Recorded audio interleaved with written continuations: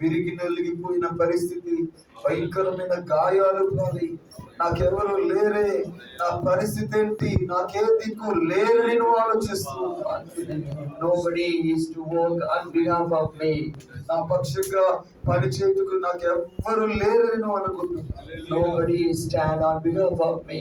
నా పక్షంగా నిలబడగలిగిన వారు ఎవరు లేరని నువ్వు అనుకుంటున్నావు. Here this morning God is speaking with you. ఈ ఉదయ కాలంలో దేవుడు నీతో మాట్లాడుతున్నాడు. My child, you are not alone. నా కుమార్తె, నా కుమారుడా, నీవు ఒక్కడివి, ఒంటరిని కాదు. You are not alone. You are not alone. నీవు ఒంటరివి కాదు. I am with you. నేను నీతో ఉండబోతున్నా. I am with you. నేను నీతో ఉండబోతున్నా.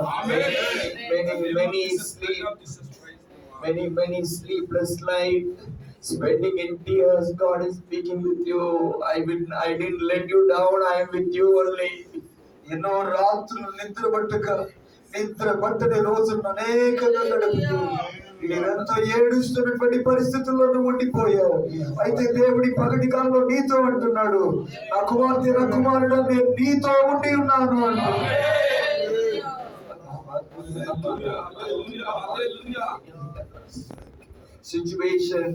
Situation is about to swallow you up and completely make you dry.